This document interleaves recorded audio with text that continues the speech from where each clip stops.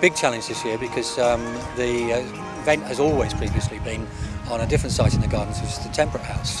Temperate House is the largest Victorian glasshouse anywhere, I believe. But that's now undergoing a restoration. So we've had to find a new site. But we found this site here. I think it looks good. Hopefully it looks good. Everyone seems to be very nice about it. We've got public all around us and right amongst us. So that's been very complex in terms of working through the logistics. So we've had a build schedule and a dereg schedule which is based around early mornings and late evenings. It's the only time we're allowed to move through the gardens. Behind the stage, as you've seen, there's next to nothing there. It's basically a large tree behind the stage.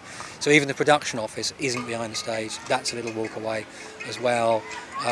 You know, and the list goes on. We sort of squirreled things all over the place, really. So quite challenging. So we brought REM in, obviously to help us with all of those challenges. They won a tender. So this is the first year that REM have worked with us. It's been really good. We're here, we're up and running. We've all had to work very, very hard. So John Lewis is the principal sponsor of CUNY Music, and this is their third year as principal sponsor. So we work closely with them, with their agency Fuse. They run it as a hospitality program for key clients, people who are spending the most money with them. What they do is quite informal. I think it's a great fit as a brand, John Lewis and Q. I think we've got similar customers, so it seems to work. Yeah, stage design is very different. We're working with Sirius stages.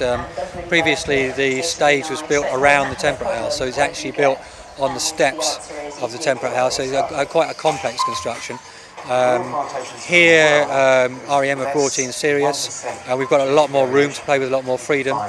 Yeah, I think it looks fantastic. And we used the tree, which is obviously, you know, a big thing from our point of view. One of the kind of most difficult things in terms of building the stage and running the event here is that we are in a botanical garden. So the collection, which is, like to say, the trees principally, is you know, has incredible value. You know, it's the finest of its kind in the world. So working around that is also has a lot of challenges. So all of the contractors that we work with have to be briefed and double briefed. There is extensive amount of monitoring going on of myself, not least from other people at Q, as you might imagine.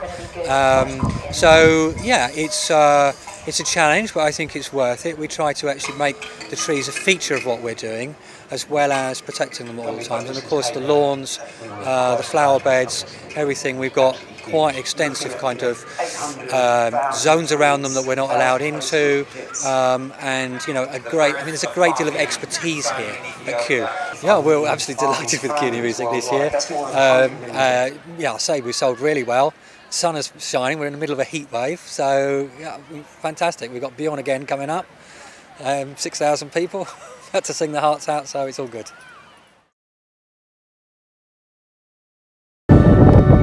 Ultimately, protection. Ultimately, it was a case of, you know, we realised we were coming into a very, very sensitive area, and not just a sensitive area, but a very busy area as well. One of the things about this part of the site is that we've got it's a public place, quite a public area of the site.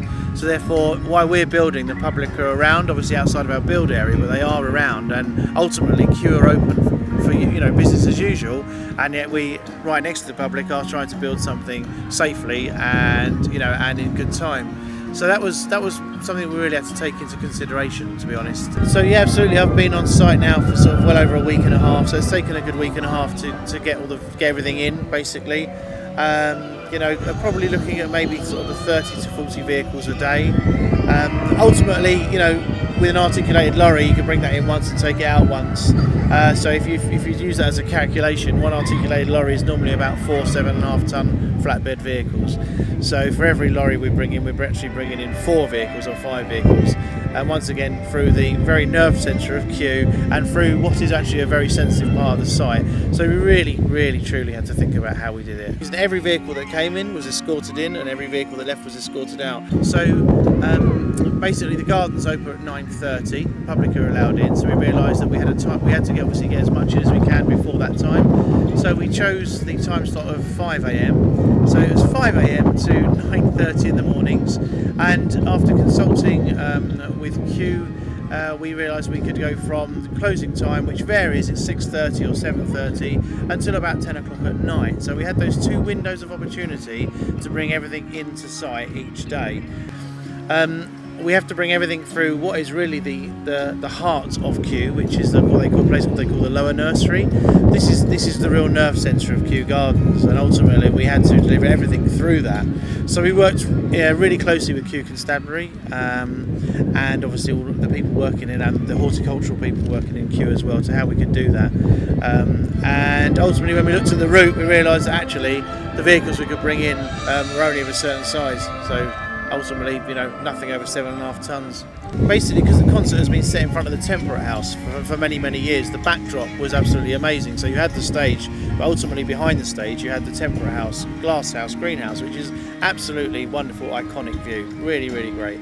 Of course, when you move the stage to a new site, you haven't got that backdrop any longer.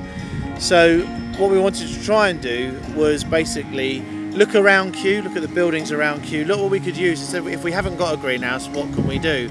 So we started looking at some of the architecture in Kew. We started to look at some of the modern and the old architecture, and several walk-arounds by myself, looking around, taking note of some of the buildings. We decided what we should do is ultimately try and create a stage that reflected some of the angles and the architecture here at Kew. So there's some greenhouses and some other buildings that we've seen and looked at, and the way that they are designed, we tried to look into the roof system. So working with Sirius, we sat down for many times, going over many drawings, and ultimately came up with the roof that we've got. It's a variation on a pre-existing roof, but we've added some curves and some shape and some dimension to it, basically just to reflect what's around us here.